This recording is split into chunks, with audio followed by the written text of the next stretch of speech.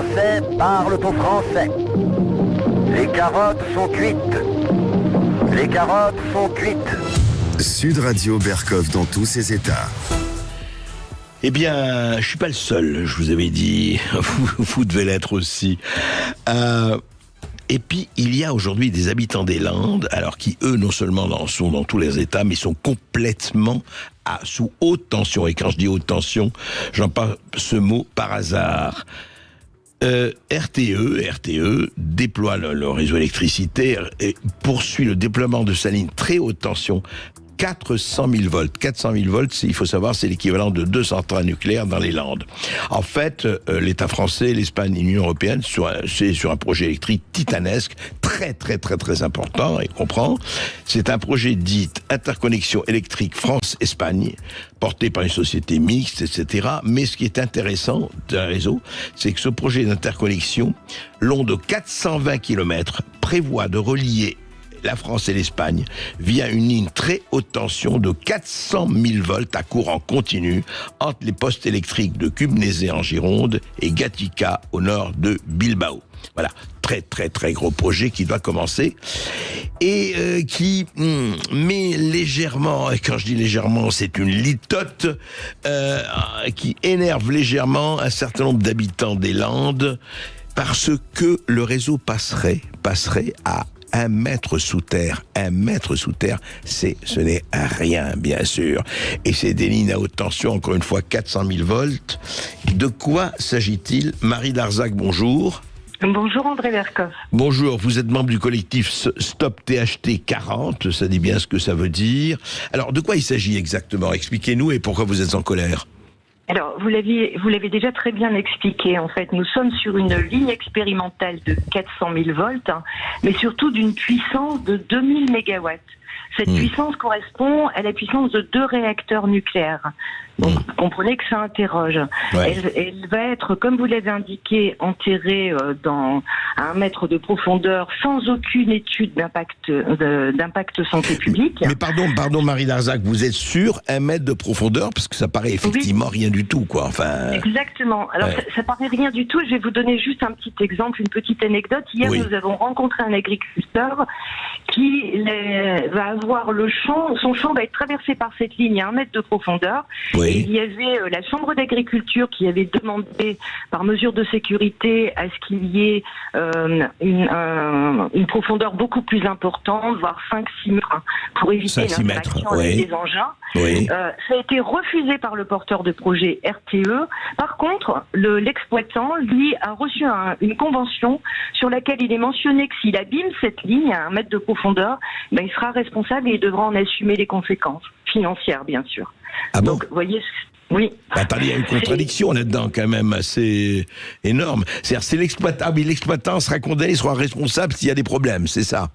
Oui, voilà. Alors que RTE refuse d'enterrer plus profondément cette ligne. D'accord. Alors cette ligne, comme vous l'avez indiqué, elle devait passer normalement intégralement avec un tracé sous-marin qui allait du Porge à Gatica, en passant le canyon de Cap-Breton. On appelle ça le gouffre de Cap-Breton. De Cap-Breton, malheureusement, les experts de RTE qui avaient certifié qu'il n'y avait aucun problème et que il était tout à fait franchissable, ils ont d'ailleurs obtenu une subvention énorme pour cet exploit.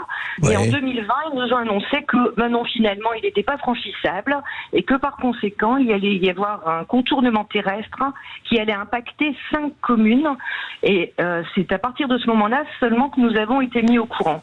Nous considérons que c'est un projet qui est écocidaire, qui impacte l'océan, qui impacte nos plages, notre cordon dunaire, nos forêts, et qui en plus va être dans nos quartiers.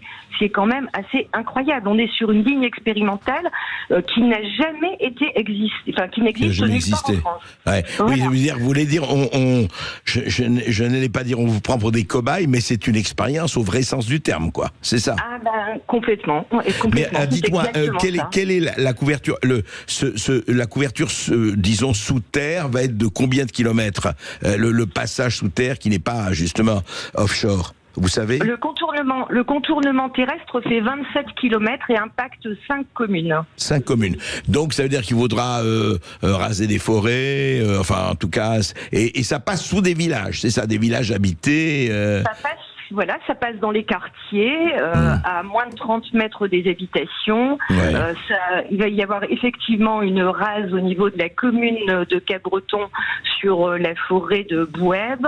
On va avoir des dunes qui vont être complètement impactées. On sait à quel point la dune, c'est extrêmement sensible. On nous demande, nous, constamment de la protéger. On sait que ce sont des zones qui ont des problématiques de stabilité, où il faut préserver l'écosystème. Et là, vous voyez des engins, on est en train de bitumer à 10 mètres de la dune. Parce que les travaux ont commencé Les travaux ont commencé, puisque les autorisations ont été données le 29 septembre, et le 29 septembre, et les travaux ont déjà commencé. Alors, il y a des recours qui sont qui ont été mis en place, mais les recours n'étant pas suspensifs d'exécution, Et allô? À faire ces travaux. Oui, alors justement attention parce que vous avez été, c'était un peu haché, Marie Darzac. Juste une question, est-ce que beaucoup de gens sont avec vous? Est-ce que les habitants des communes s'agitent, ont réagi, ou vous êtes très peu à avoir réagi jusqu'ici? Alors, il y a toujours effectivement un temps de latence entre l'annonce des décisions et la prise de conscience de la population. Actuellement, je peux vous dire qu'il y a une réelle mobilisation. Et pourquoi est-ce qu'il y a cette mobilisation? C'est parce que ce projet qui, pour nous, à nos yeux, est écocidaire, il y a ce qu'on appelle une solution alternative. C'est pas nous qui l'avons dit, c'est le CNPN. Le CNPN, c'est le Conseil national de protection de la nature, qui trouve ce tracé totalement incompréhensible, qui note qu'il n'y a aucune étude d'impact correcte qui a été effectuée. RTE, c'est vraiment la toute-puissance. Donc nous, ce que nous disons, le CNPN précise que ce tracé n'est absolument pas cohérent, puisque RTE n'est pas en mesure de faire une connexion du Porge à Gatica totalement sous-marine. Il doit revoir son dossier et faire une connexion le long des infrastructures autoroutières Bordeaux-Saint-Jean-de-Luz, où là, nous sommes sur des terres qui sont déjà dégradées.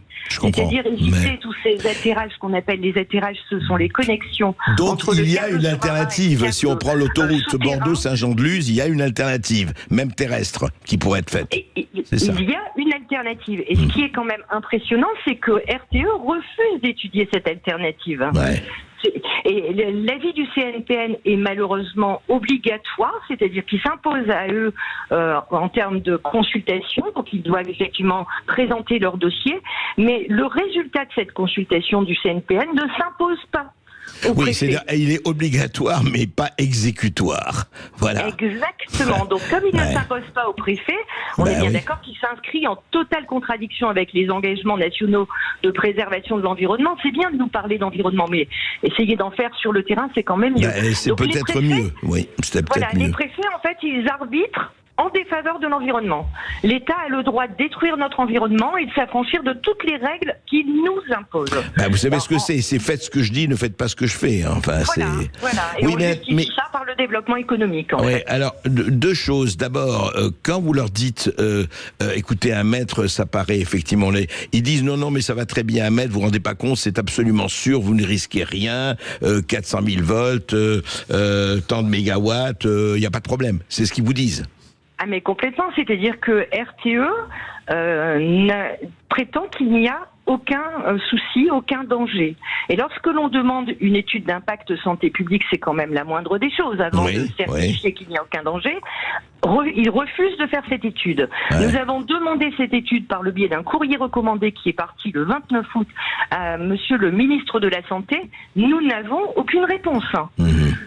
Donc c'est quand même pas, je veux dire, RTE supprime tout doute salutaire, il n'y a aucune incertitude, ils sont certains qu'il n'y a aucun doute. Pour eux, c'est de la physique. Mais quel est l'impact de cette physique sur le corps humain, sur les cellules? Ils ne sont pas scientifiques. C'est drôle parce qu'ils étaient très vigilants sur le masque et les gestes barrières et sur les gants. Mais alors là-dessus, non, il n'y a pas d'impact circulé, il n'y a rien à voir. Mais Et juste Exactement. un mot, qu'est-ce que vous comptez faire? Alors, vous avez entamé certains recours, mais est-ce qu'il y a auprès de... Est-ce que vous pouvez aller jusqu'à la Cour européenne? Je ne sais pas. Aller jusqu'à l'Élysée? Vous comptez faire quoi, Marie Darzac? Dans l'immédiat, il y a les recours puisque les autorisations sont tombées le 29 septembre. À partir de là, nous n'avons que 2 mois pour attaquer la déclaration d'utilité publique devant le Conseil d'État. Oui. Donc vous comprenez bien que là, les 2 mois depuis le 29 septembre sont précieux et on essaie de mettre toute notre énergie pour ces recours. Vous avez jusqu'à fin novembre, quoi. Ouais, c'est ça. Jusqu'à fin novembre. Nous avons la chance d'avoir des associations environnementales qui nous soutiennent et qui vont porter également les recours avec nous, comme Sea Shepherd, comme Défense des milieux aquatiques. Donc c'est quand même hyper important. Mais on sait très bien que aujourd'hui, on s'en remet à la justice parce qu'on n'a plus d'autres solutions. Oui, c'est quand même assez... Ce qui est étonnant dans ce que vous racontez, enfin ce qui est étonnant et attristant, c'est que ni étude d'impact, ni consultation, ni quand le Centre de protection de la nature dit quelque chose, oui d'accord, eh bien continuez cause toujours. Oui, c'est très préoccupant. Écoutez, en tout cas, Marie Darzac, c'est bien, vous vous battez, on va vous suivre, hein, de toute façon, tenez-nous au courant. Ici, à Sud Radio, des suites de la chose, mais c'est vrai que, je ne sais pas, moi je n'y connais rien, je ne me prétends pas expert, mais je ne sais pas si je serais content d'avoir 400 000 volts à 1 mètre sous mes pieds, je ne sais pas, c'est quand même en tout cas quelque chose qui mérite d'être étudié, d'être checké, d'être vérifié, effectivement. Effectivement, ça interpelle. Alors, on fait une très grosse manifestation à Capbreton samedi 18 novembre à 14h. Ce samedi, oui. Voilà, avec de très nombreuses associations environnementales qui nous soutiennent. D'accord. Eh bien, écoutez, bonne chance à vous. Merci beaucoup, en tout cas, de vous être intéressé à ce sujet. Merci à vous. Bonne journée. Merci Marie Darzac d'avoir été avec nous. Je rappelle que vous êtes membre du collectif Stop THT 40. On va se retrouver